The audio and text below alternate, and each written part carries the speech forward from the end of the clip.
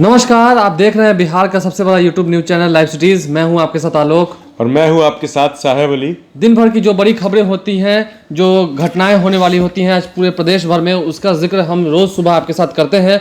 और आज भी कुछ सरगर्मियां जो हैं वो बढ़ी रहेंगी। रांची से लेकर पटना तक की खबरों के साथ हम आपके साथ में हाजिर हैं। आज सबसे बड़ी खबर क्या है, इसका जिक्र सबसे पहले आपके साथ साहेब अली करेंगे।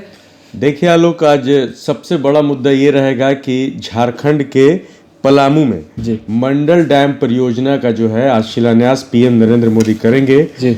उसके बाद शहाबुद्दीन जो कि पूर्व बाहुबली सांसद हैं सिवान से, हाँ, तिहाड़ जेल से उनकी वीडियो कॉन्फ्रेंसिंग के जरिए पेशी होगी विशेष कोर्ट में। और उन बाकी आरोपियों को भी पेशी होगी जो जेल में बंद है इसी मामले में, पत्रकार राजदेव रंजन हत्याकांड मामले जी।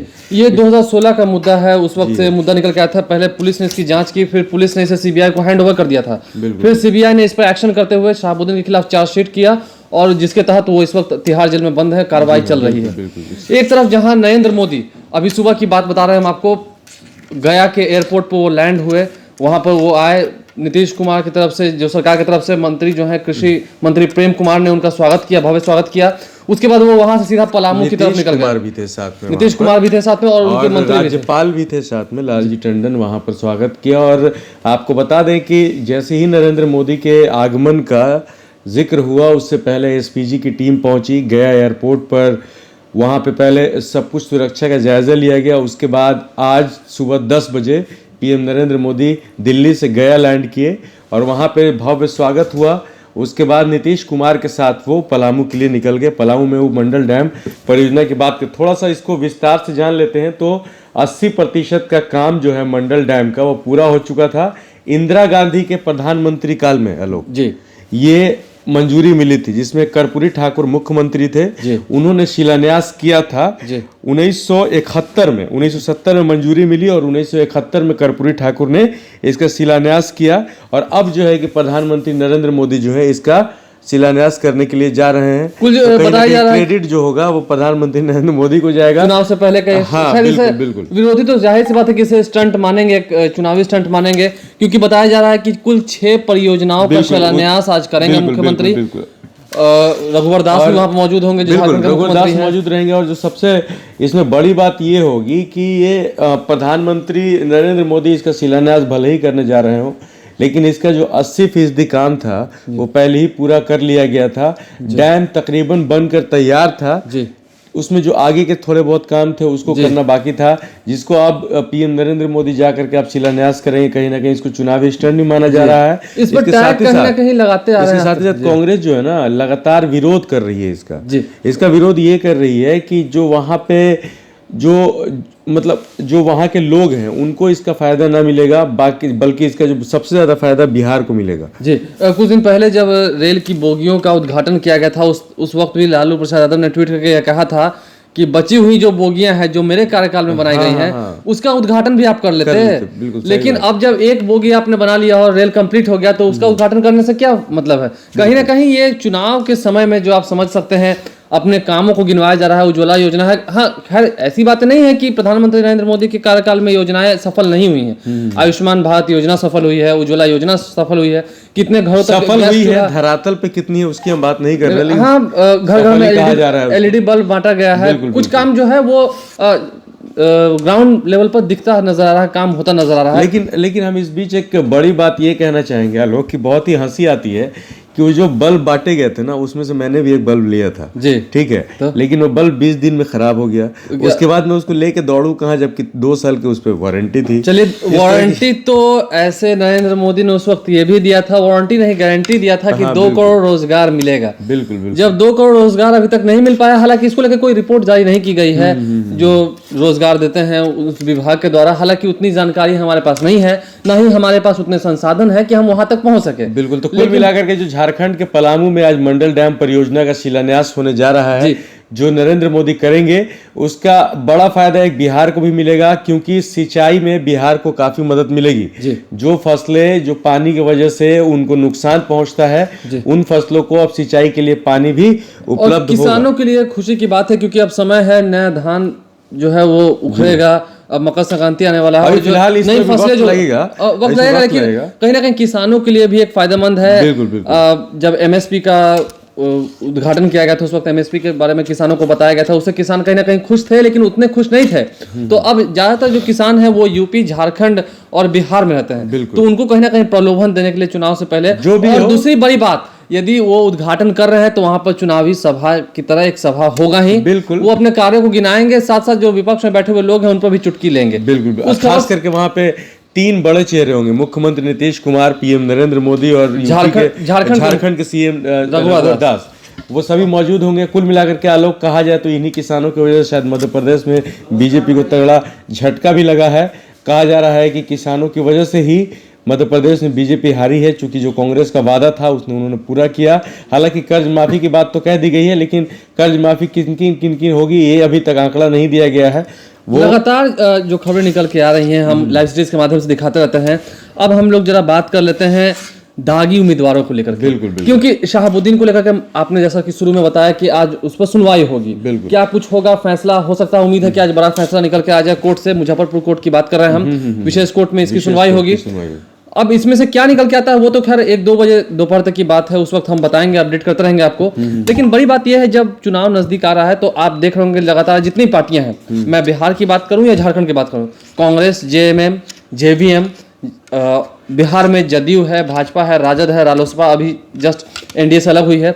इन सभी दलों में एक खास बात है, सभी दल एक दूसरे दल के जो नेता है जिनकी छवि कुछ ज्यादा ही आपराधिक तत्व की है या कह सके नकारात्मक तत्व की है, उनको उजागर किया जा रहा है। कल किस तरह से तेजस्वी यादव ने पत्रकारों से बातचीत करते हुए एयरपोर्ट के बाहर यह कह दिया कि जेडीयू में गुंडों को पनाह दिया जा रहा है, बलात्कारियों को पनाह दिया जा रहा है, और भी क्या कुछ आरोप लगा है। जेडीयू कह रही है कि अनंत है एकदम। जेडीयू कहना है कि राजद में अपराधी हैं अनंत, मतलब अनंत को भी कहा सीमा नहीं है, कोई सीमा नहीं है, क्योंकि उन्होंने गिनवा दिया। राजवल्लभ यादव जो अभी सजायाफ्ता है, शहाबुद्दीन वो भी इस वक्त सजायाफ्ता है, और अनंत सिंह जो अभी जेल से छूट के आए हैं लेकिन मुंगेर से लड़ने की बात कर रहे हैं, उनको लेकर भी निशाना साधा गया इशारों गठबंधन से लेकर के जो बात कह रहे थे। हालांकि तेजस्वी यादव और तेज प्रताप यादव ने इस बात को खारिज कर दिया। उन्होंने कहा कि ऐसे छवि वाले लोगों को हमारे यहाँ जगह नहीं है। उन्होंने तो यहाँ तक कह दिया था बैड एलिमेंट के लिए जगह नहीं है। अनंत सिंह से जब बात की गई, हालांकि वो कह रहे हैं कि इंडिपेंडेंट भी लड़ेंगे, लेकिन महागठबंधन से यदि मौका मिलता है तो लड़ेंगे। बहुत सारे ऐसे नेता हैं इनको लेकर। बीच में कयास ये भी लगाए जा रहे थे कि वो लालू प्रसाद यादव पे अहम फैसला होगा कि अनंत सिंह को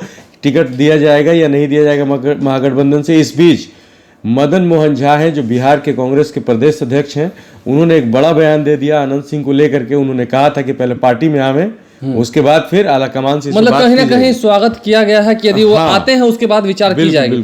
क्योंकि इस वक्त चुनाव जो है वो सरगर्मियां तेज है। 40 का जो तिलिस्म है वो एनडीए खेमे की तरफ से तो टूट गया है, लेकिन महागठबंधन की तरफ से तिलिस्म नहीं टूट रहा, क्योंकि शरद यादव है, जीतन राम मांझी लगातार किसी से बयानबाजी कर रहे हैं। उस दिन विष्णु पटेल ने भी लाइव स्ट्रीम से बातचीत करते हुए कह दिया था कि बताशे के चक्कर में आप मंदिर मत तोड़ दीजिएगा, इशारा दे दिया था कि बताशे के चक्कर में आलोक क्या है ना कि भीड़ बहुत ज्यादा इकट्ठा हो रही है महागठबंधन में। कन्हैया कुमार है, हाँ, सभी मतलब एक छत के नीचे इस कह के इस बात पे आ रहे हैं, इस मुद्दे पे आ रहे हैं, इस एजेंडे को लेकर के आ रहे हैं कि भाजपा को खदेड़ना है, एनडीए का शासन जो है देश से खत्म। कुछ दिन पहले भी मुकेश सहनी ने एयरपोर्ट पर कहा था तेजस्वी यादव के साथ कि एनडीए को पूरे देश से निकालना है। मुकेश सहनी भी महागठबंधन में आ गए हैं, तो उन्हें भी सामान्य सीटें चाहिए, हमको चाहिए, शरद यादव को चाहिए, जो सीनियर लीडर्स हैं उनको तो बिल्कुल चाहिए, खास करके आरएलएसपी जो अभी टूट के जस्ट आपके पास आई है। उसके बाद भाकपा माले बिल्कुल, तारिक अनवर जो अभी जस्ट कांग्रेस में है, क्या वो कटिहार से नहीं लड़ेंगे? उम्मीद जताई जाती है कि वो लड़ेंगे ही लड़ेंगे, निश्चित लड़ेंगे। कटिहार उनकी सीट रही है, कटिहार से वो जीत चुके हैं। और अब जब कांग्रेस जीत चुकी है, हम सबसे बड़ी बात कांग्रेस को क्यों भूल जा रहे हैं बार बार, जब इतनी सारी पार्टियां हैं, करीबन लगता है कि उतनी तो में एक हाथ में उंगलियां नहीं होंगी, 5 से अधिक पार्टियां हो चुकी हैं।